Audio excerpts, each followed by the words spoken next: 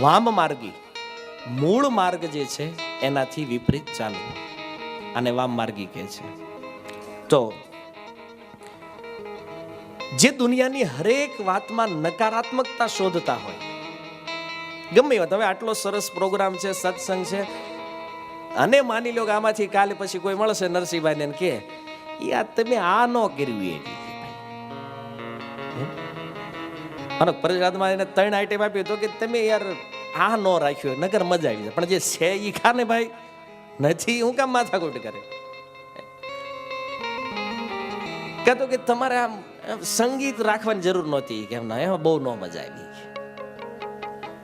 કહેતો કે આ સ્પીકર આમ નહોતો હોવો જોતો, એ તમારે થોડુંક આમ ગોઠવણ કરવી હતી. એને વાંધો ઊભો જ હોય કાયમ, અને કાંઈક ન હોય પાછો કાઢે નવો. આ વામ માર્ગી જે હાલતું હોય એમાંથી કેડી કાઢવાની, રસ્તો બીજો કરવાનો, અને એને નિયમમાં વાંધા હોય. માની લો શાસ્ત્રોમાં લખ્યું છે કે ભગવાનના નામનો જપ કરવો જોઈએ, અને અહીંથી આપણે હવે ઇસ્કોન સંસ્થાથી અમે જોડાયેલા છીએ, તો અમે કહીએ છીએ કે ભાઈ પ્રતિદિન હરે કૃષ્ણ મહામંત્રની 16 માળા કરવી જોઈએ. પહેલો પ્રશ્ન ઉભો કરે, 16 જ હું કામ? અને માળા જ હું કામ કરવાની? વગર માળા એ નામ લઈ જ ન લે? અરે ભાઈ નિયમ છે ભાઈ, લેને હું વાંધો તને? તો કે ના ના વગર માળા લઈ. તો હવે એને ખબર છે કે તું માળા વગર 5 નામ જપ ને, 6ઠા નામે તો તું ક્યાંક અમેરિકા વયો ગયો હોય છે. ટ્રાય કરી જોજો ઘરે ક્યારેક એમના માળા વગર નામ લેવાની. કેટલા નામ હોય તો આપણે ટકીએ જ ને. આપણા ઋષિ મુનિઓએ જે નિયમો આપ્યા છે, જે સિસ્ટમ બનાવી છે ને, એ આ કળિયુગના જીવોના આવવા વાળા સમયને ધ્યાનમાં રાખીને બન્યું છે. બધું શાસ્ત્રોના નિયમો છે.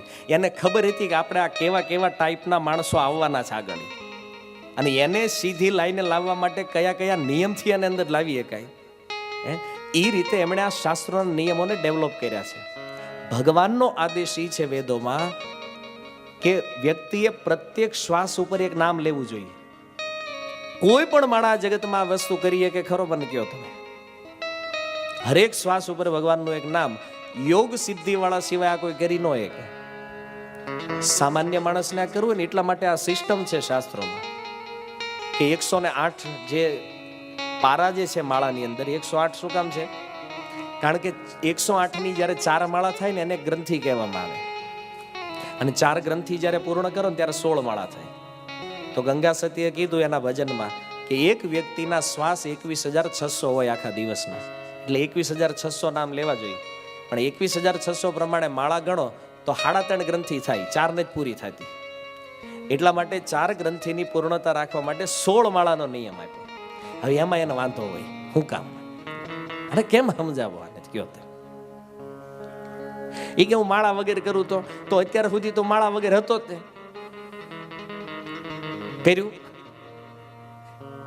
એને ઓબ્જેક્શન ઉઠાવવા સિવાય એનો બીજું કઈ કામ હોય? આવા માર્ગ એને નિયમમાં વાંધા હોય.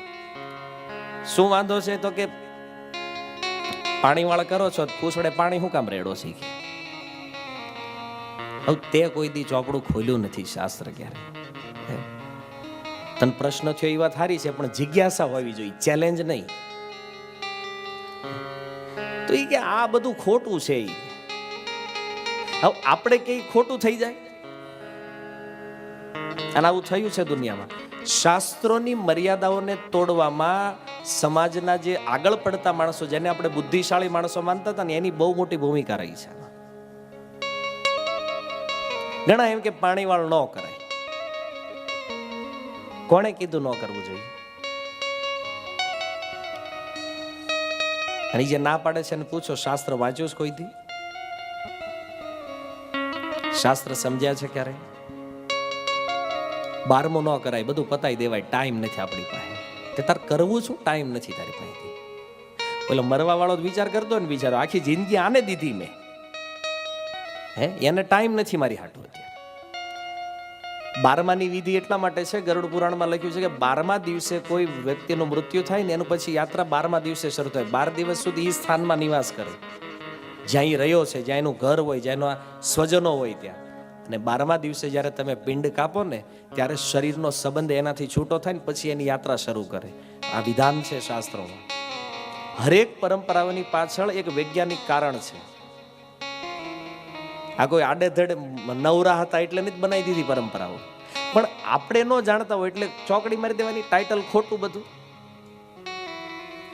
આવા વામ માર્ગીઓની સંખ્યા ખૂબ વધી છે અત્યારે. આ ધર્મનો નાશ થવામાં એક કારણ આ છે. હા, 5મું કરી નાખો ને 7મું કરી નાખો, 9મું. કોઈ બ્રાહ્મણ હોય ને ઘરનો તો પૂછજો ક્યારેક બેહારી, શાસ્ત્રમાં વિધિ જ નથી 9માની 7માની. એમ એક બ્રાહ્મણને પૂછ્યું તો તમે કરાવો શું? તા કે 12મા વાળી એમાં. હવે કરવું છે, શું કરવું ઈ કે અમારે.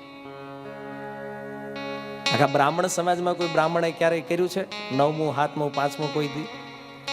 આપણે થોડી ઘણી નોટો છાપી લીધી હોય તો પ્રકૃતિ આપણા ઈશારે કામ ન કરે. ઈ જેમ હાલતું હોય ને એમ જ હાલે. પછી 50 કરોડ આપણા ખાતામાં આવે એટલે હું શાસ્ત્રના નિયમો આપણે બદલી નાખશું એમ? આ વેમ છે, આ મૂર્ખતા છે. શાસ્ત્ર જે રીતે ચાલે છે ને એ પ્રકૃતિના વિધાન, પ્રકૃતિના નિયમો જે છે ને એ શાસ્ત્ર છે. અને એમાં હું તમે કે આ દુનિયાનો ગમે એવો માણસ કોઈ આમાં કોઈ બદલાવ કરી શકે નહીં ક્યારેય. અને જે કરી રહ્યા છે ને એના વિષયમાં કહેવામાં આવ્યું છે કે એ જીવતા હોવા છતાં મૂર્ખ છે, મરેલા છે. પરંપરાઓને જે માનતા નથી, લોક વ્યવહારને જે લોકો માનતા નથી, આ વ્યક્તિઓને અંગદ કહે છે કે આને વામ માર્ગી કહેવામાં આવે છે. અને આ લોકો પણ જીવતા હોવા છતાં મરેલા સમાન છે.